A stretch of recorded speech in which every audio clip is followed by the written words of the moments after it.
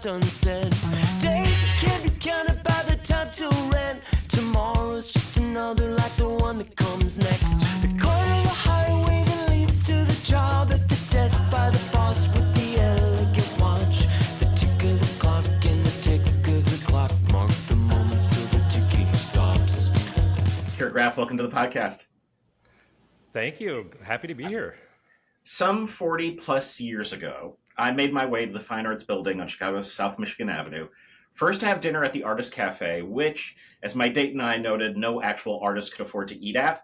And I'll describe the food as meh. Maybe that's being generous. But after some coffee and pie, we headed into the building to see Jonathan Demme's film, Stop Making Sense, which brought a live Talking Heads concert to us via film screen, and the whole audience danced through the night. I may have earlier memories, but that's my best one. Yeah. Do you have a first memory of walking in that building? I have several, but the most significant memory I have is, so when I was working at Booklist, Book Expo, a large publishing convention, came to Chicago. It was called something else at the time, but anyway, there was a literary agency housed in the Fine Arts Building, and they had a party.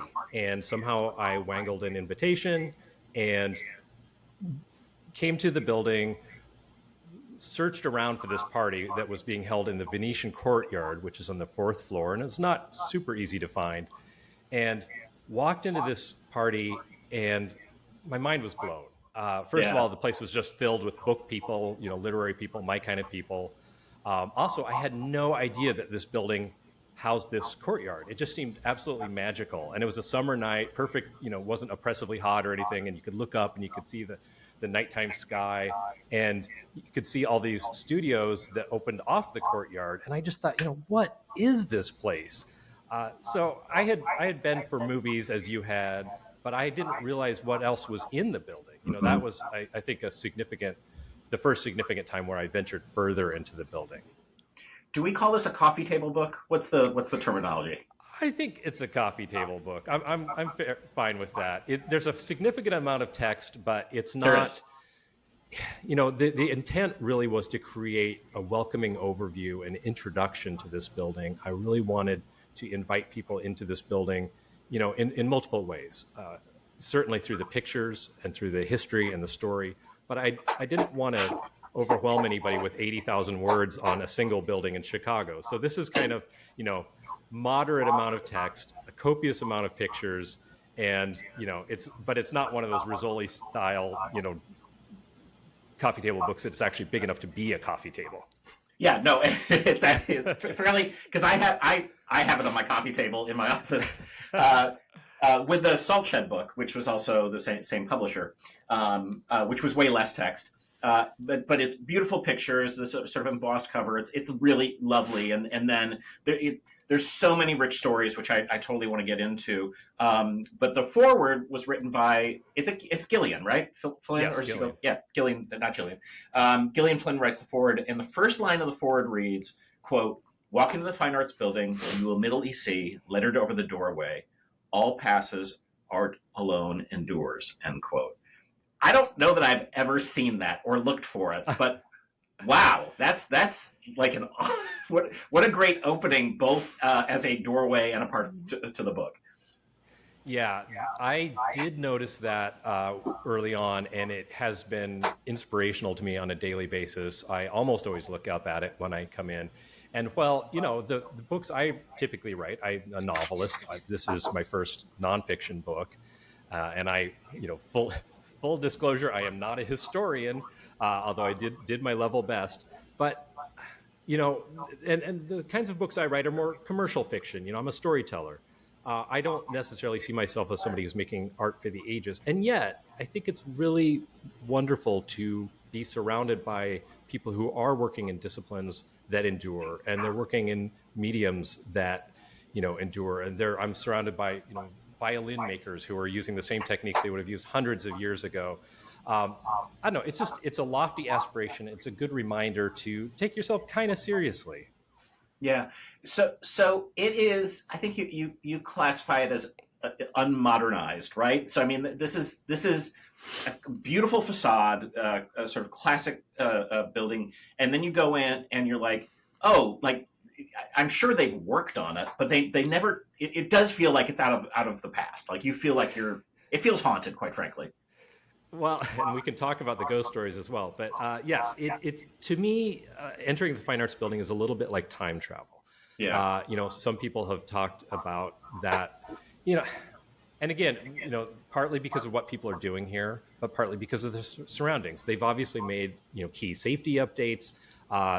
Some of the antiquated beauty of the building is maybe marred a little bit by, plastic bubble security cameras and conduits snaking over the doorways. And the beautiful old glass fronted mail chute is now, used to run cables between floors. So, time passes, and they've got to make sure the building works. I mean, you got to have internet, even if you're a violin maker. But Right. Parts of the building are landmarked. The entire building is not landmarked, but the facade, the elevators, certain things are landmarked and must be preserved. And also, we could talk about the elevator some more. But Yep. It's an antique enough feeling that I've always been drawn to old buildings and old places. Just whether in my writing or my life, I love to live in older places. I don't like things to be shiny and new, and so this is really just the perfect place for me. Since you mentioned it, let's jump into a ghost story or two. What haunts that building? Well, there's perhaps the best known story is there was a bookkeeper named Marge who was inherited. She allegedly she went with the building, and so when Tom Graham bought the building in 1979, Marge came too, and she was a loyal and faithful bookkeeper. However, she did things, old school. I believe it was like pencil in a big old ledger book or something. Mm-hmm. And she worked. I cannot recall her age, but basically, as Tom Graham's wife Mary told me, that when Marge retired, she basically went home and died shortly after. And a tenant famously later asked how Marge was doing, and somebody said, well, actually, Marge has passed away. And he turned white and said, that can't be. I just saw her in the stairway. So there have been Marge sightings. I have a friend who works in the building who is an avowed skeptic who swears he was touched on the shoulder when he was alone in a room late at night in the building. Swears to it. Lots of people have different stories. One of the creepiest and most interesting things that I note in the book is this rare phenomenon that because the studios are heated and the hallways are not, certain temperatures and certain times of the year, when the pressure and the temperature is equalizing, the metal mail slots in the doorways will kind of rattle, which is indeed eerie if you're fortunate enough to hear that. Should we jump into some of the murders that have happened in the building? I mean, it's in the title. Yes. I've. What's your favorite murder? My favorite murder. Well, I only, I hesitate to talk. There's a podcast called My Favorite Murder. It's tough because I'm a little uneasy writing about like murder as entertainment, and yet this is murder as history. I mean, it's an important part of the building. So the best known murder story in the Fine Arts Building is the story of Everett Clark. And Everett was a radio star in the 30s and 40s, kind of the golden age of radio. More regional than national success, but he was the star of some shows like The Whistler, which was a regional spin-off of a nationally famous show, kind of a mystery show.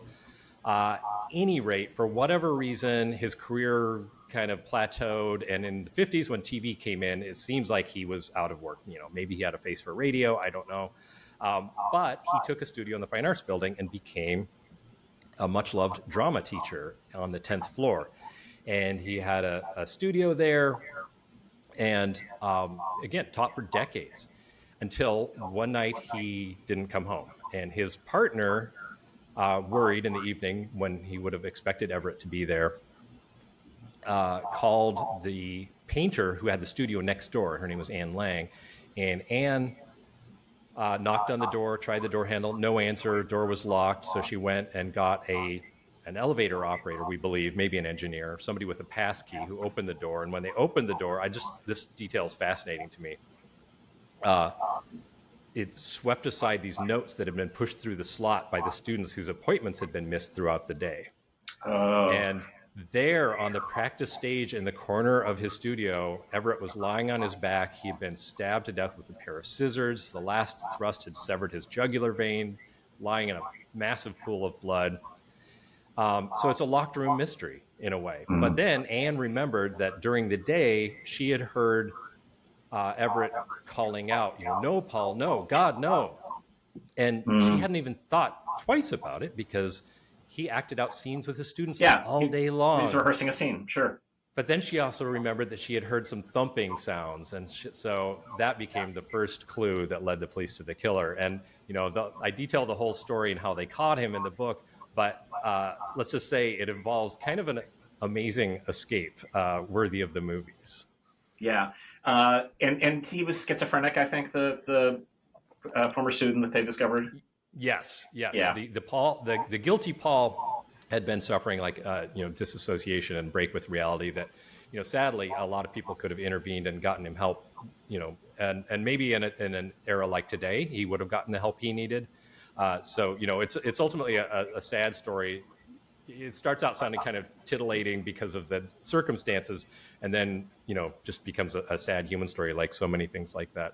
But I was surprised when I started researching the building how many people have died in the building, and people have asked me why that is, and I only have a guess. And it's like my first guess was like maybe it's like, is the artistic temperament more likely to lead one to kill or be killed? But I think it really just has more to do with the fact that this building, for better or for worse, has always been open to the public. People could come and go. Yeah. And there's a lot of turnover. There's a lot of, there are many, many studios in here. And so there have been, quite a few crimes over the years.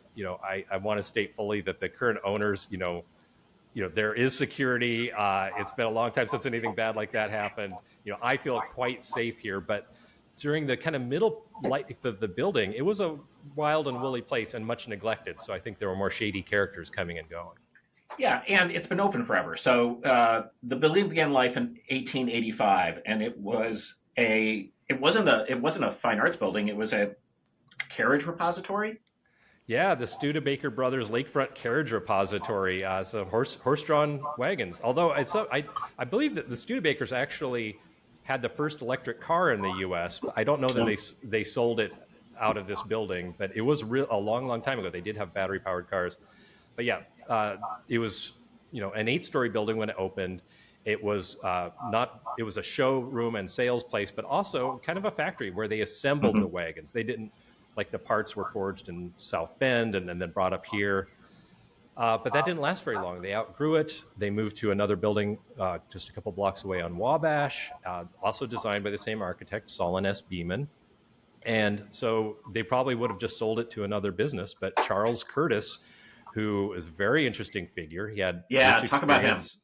Yeah, so Charles Curtis, the son of a Chicago mayor, a Civil War veteran.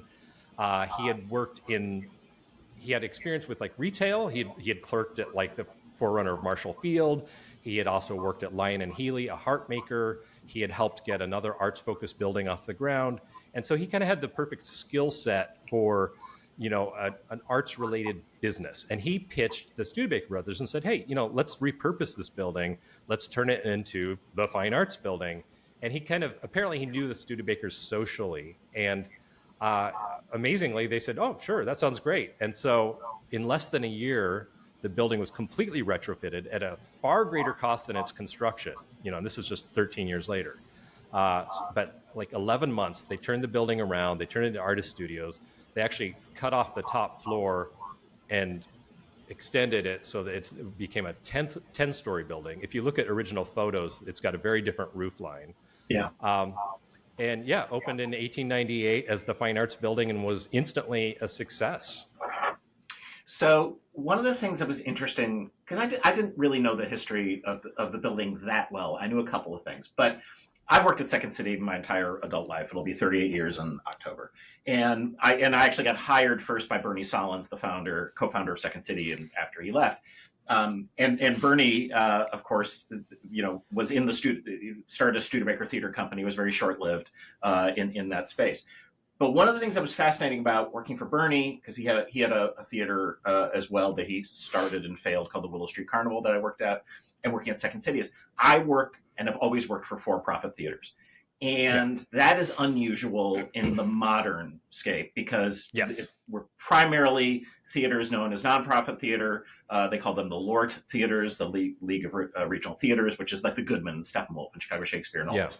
And this building is akin to my world because it blends art and for-profit, which are strange bedfellows to say the least.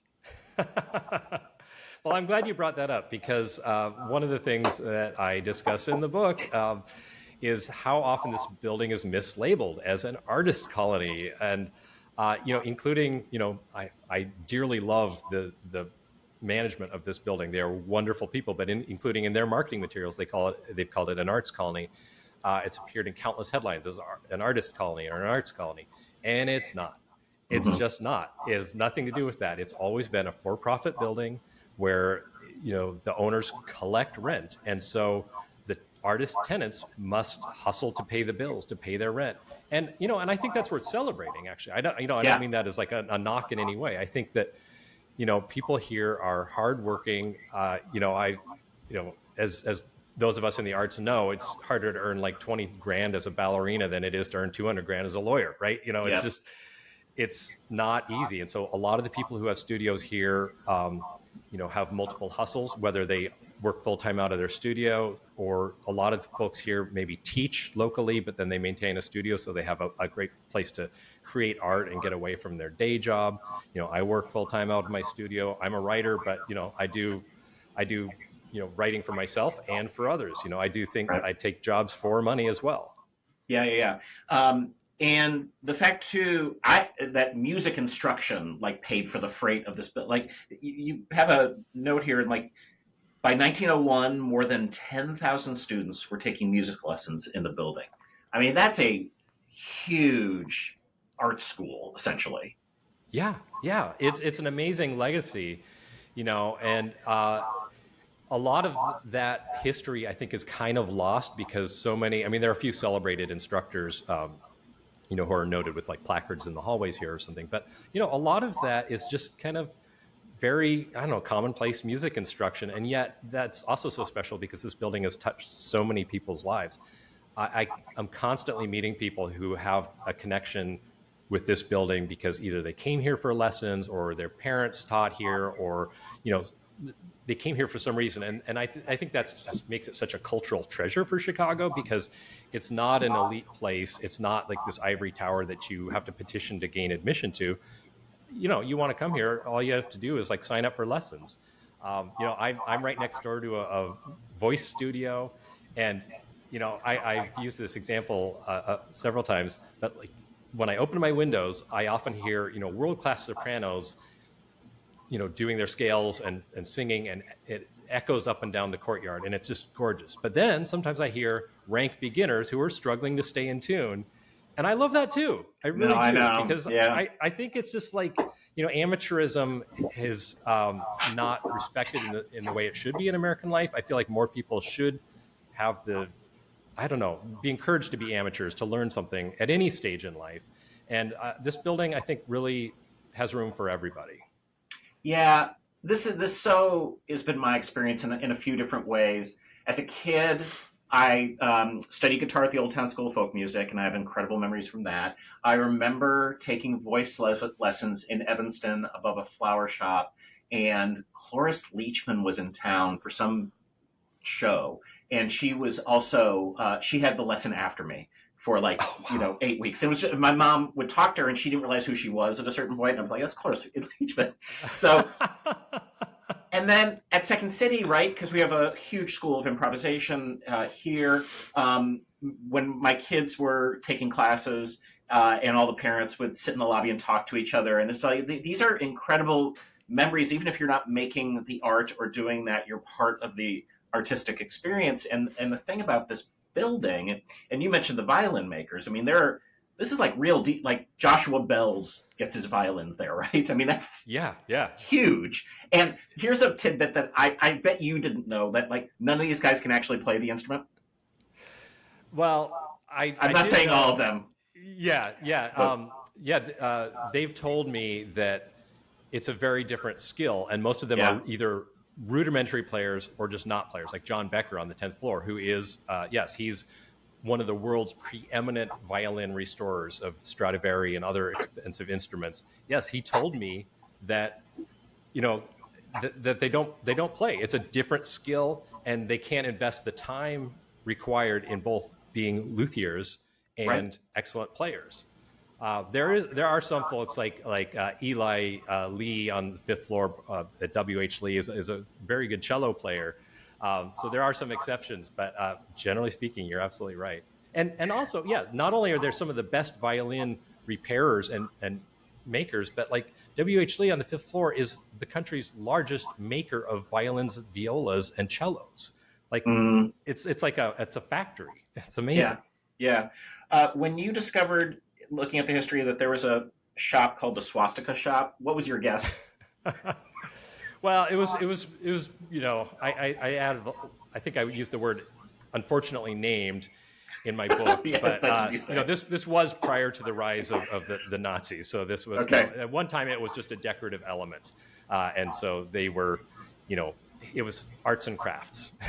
Yeah, okay, that's far more innocent. So let's talk about the Studebaker Theater, which modern audiences would know. That's where Wait, Wait, Don't Tell Me plays, the NPR quiz show. It has been the site of quite a few failed musicals of recent note, including, what was the skating thing that had no skating? What was that? Oh, that's rough.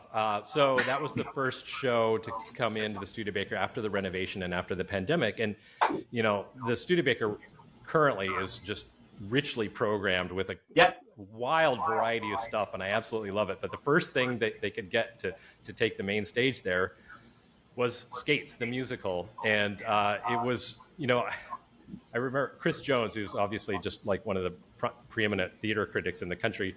I could, in his reading between the lines of his review, it was like he was straining to be charitable, to be kind, because, it's like you just, you're willing the theater scene to come back after the pandemic, but it's like, yes, they're doing a roller skating musical, and they didn't have roller skates. Roller skates. You can't, this is Chekhov and the gun. You can't. Shuffling around, I guess. It was very Mel Brooks. So funny. So, but this theater, the Marx Brothers played there doing their vaudeville act. Isadora Duncan played. This is a rich history, and what's so fascinating is you sort of profile the various stages that it went through, because also there was porn. So it's gone through so many different incarnations. The porn theater was the smaller theater, what started life as University Hall, and that was very short-lived, but it was very real. It did happen, and of course, as you led off with, most of us know that, their theaters jointly had a life as this little fourplex where they kind of carved them up and made an arts cineplex as well. As the theaters go, so go the building in a way, and now they're fully restored, new sound system, new lighting, just absolutely amazing, and. I think that is key to the kind of renaissance the building is undergoing, because if the things on the first floor, if the theaters and the shops aren't bringing people in, then it's almost like the building is invisible to the general public. And we recently got more good news, is that a coffee shop is going to be opening in one of the two storefront spaces. Oh, awesome. And and that's going to be huge, because, as again, when you talk about the Artist Cafe, terrible restaurant, overpriced, but it's a place to have a little food before or after a show. It's also a place that you might enter and then look further into the building and say, hey, let's go explore. Totally. We should talk about the elevators. These are legendary. Yes. And are they modernized now? The elevators are still manually operated, but they are undergoing a process of modernization, and they will be automatic at some point. It's taking a lot longer than anticipated because it's a historic building. And yes, good. I agree. For a lot of people, the manually operated elevators are like kind of the thing they remember about visiting this building because it's so unique. So there are 4 elevator banks, and 2 of them are still operated as manually operated elevators. The building is modernizing them, not because they dislike the elevator operators or anything like that, but they're just so old. The parts are not made anymore. So if a major part fails, they would have to machine it or something. The guy who repairs them doesn't live in Illinois and he's retiring. There are just all these reasons that it makes sense to modernize.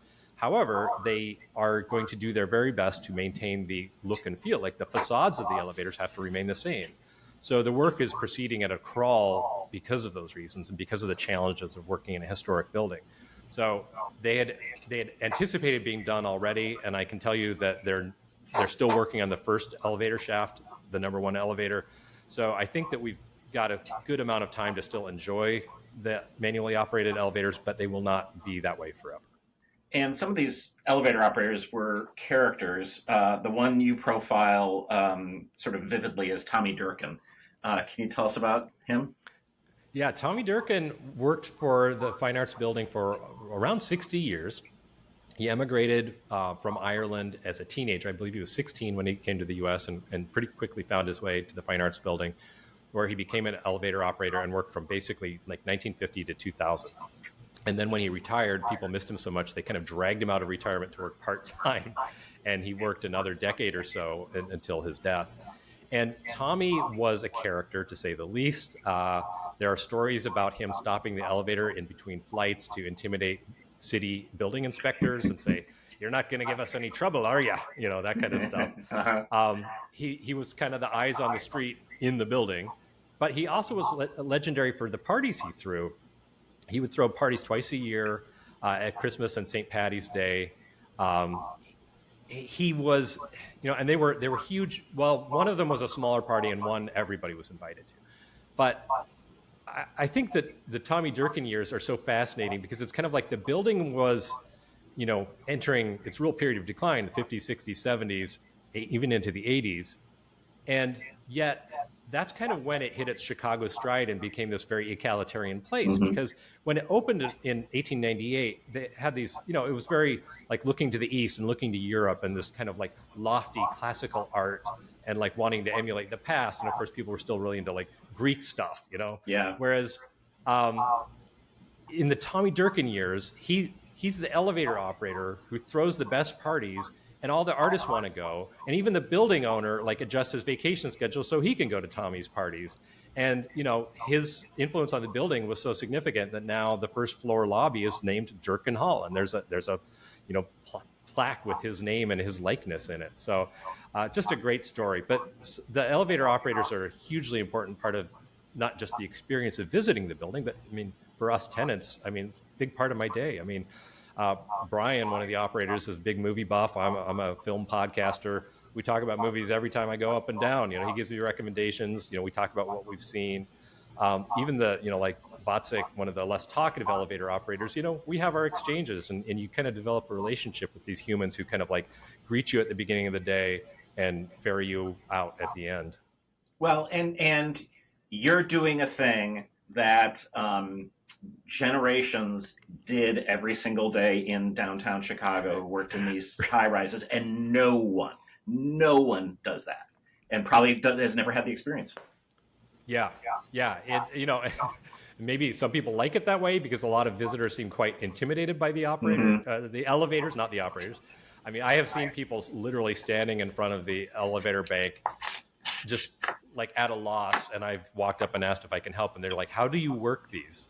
You press the button, and it's important to know that once you press the button, you need to step back from the elevators because they have no magical way of knowing what floor you're on. They just hear this bell echoing up and down the elevator shaft, so they have to go looking for you. So if people stand right next to the wall, the elevator operators will not see them, and then people say, "Well, why isn't anybody picking me up?" So it's a very old-fashioned system. It's also like I bet we both feel the same way about this, which is if you are a Chicagoan, a true Chicagoan, like you love having these little like knowing the secret. So I go to Paulina Meat Market every weekend and get my meat. I know all the butchers. I know how to take the ticket out of the pig in the front, and I see other people who do not know how to do that, and I help them. And I am like, I love being the guy in the know, but also because I'm a Midwesterner, I'm going to be nice about it. Right, and then right. and also help them and be like, hey, here's how you order, by the way, deli last. So you want to pick out your stuff and just work from the right to the left in here. And being able to navigate the fine arts building is another one of those things of like, Yeah. oh, like I had visitors in town this week, and that was one of my suggestions is go explore. You're going to be out there anyway. You're going to the Art Institute. You can like go across the street and go check this thing out. It's an incredible book. We always have a podcast with a yes and story. Do you have one for us? Well, I do, and it's related to this book because the way this book came about is a bit of a yes and it's also kind of a testament to like what can happen when you immerse yourself in an arts community over the period of years. So when I first came to Chicago, my first paid writing assignments were for New City, which was then a weekly, and this was the late '90s. And my first paid writing gig in Chicago was writing a comparison of Dr. Pepper knockoffs, like a taste test. And Mr. Pibb? That was the best known of them. There's like one of the lesser known of the Dr. Pepper knockoffs. Dr. Star. There was like every I single. don't even know these. Every single store brand had one at the time. So fake Dr. Pepper. Shasta had one, and So there aren't as many of those knockoff brands anymore, but I think I found like a dozen, honestly. Wow. And so I continued to write for New City for maybe 5 or 6 years. I became a columnist there, the designated drinker. I wrote cover stories. And then the early 2000s, I kind of pivoted and started doing other stuff. And I hadn't written for them for 2 decades. And I was at a launch party for my friend Frank Sennett. He had a book out called Shadow State. We were at Club Lago, which is, of course, one of those great places in Chicago. And I ran into Brian Higgelke, the publisher of New City. And we got to chatting. And I said, oh, yeah, I've got a writing studio in the Fine Arts Building now. And of course, Brian is a longtime resident of Printers Row. And he said, oh, I just love the Fine Arts Building. You want to write about it? And I hesitated. I kind of wanted to say no because I wasn't doing short form journalism anymore. I write books. I'm looking for bigger stories and bigger paychecks, to be honest. And Brian said, let's have a drink and talk about it. So we went to the Palmer House Hilton a couple weeks later. He bought me a couple of Manhattans. That always helps grease the skids. Sure. But he laid out his vision for it. And he talked about wanting a piece that was in the tradition of Joseph Mitchell, the great New Yorker writer, that was, really, told a lot of stories about the building. And he kind of got me excited about the possibilities of this. And also, crucially, he said that it could be long. And I said, well, how long? Because I was thinking like 5,000 words, that's long, but I don't feel like I can sink my teeth into something that's 5,000 words. And he said, no, longer. I said, what, 10,000? He said, as long as you want. And I called his bluff. I turned in a 25,000 word story, and he published the whole thing. It took over basically one issue of the magazine, almost an entire issue. And it was so well received that I just thought, this deserves another life. And that's what got me into turning it into a book and, talking to multiple Chicago publishers, eventually connecting with Trope Publishing. They do gorgeous books, normally, photo books. This was the first significant amount of text they would really run in a book, but they were very excited about the project. And the whole thing felt like it was kind of meant to be, is Chicago all the way around. And one of those things that also just for me professionally and creatively ended up being the assignment I didn't know I needed because, sometimes you just have to get out of your lane and try something new. And I talked earlier about being a beginner at something. Well, I've written a lot of, arts journalism and just general features. I'm not a hardcore journalist. So in the past I'd done that, but I hadn't ever done anything, any significant amount of historical research. So it was a new challenge kind of mid-career that really just got me excited about the possibilities and has sparked a lifelong, what I can tell will be a lifelong love of the history of the building. And I've continued to research it even since the book has been published. And, who knows, maybe there's another book or a second edition or something, or maybe it's just for my own interest as an amateur historian. Maybe there's a Chicago version of Only Murders in the Building that we do at the Fine Arts Building. Except all arts related. Yeah, I've been kicking around some ideas, like what is an episodic, but ongoing series you could tell in the Fine Arts Building, early stages, but I have actually been tinkering with that. I love it. It's a fantastic book. It's called Chicago's Fine Arts Building, Music, Magic, and Murder, Keir Graff. Thanks for coming on the pod. It's my pleasure, Kelly. Thanks for having me.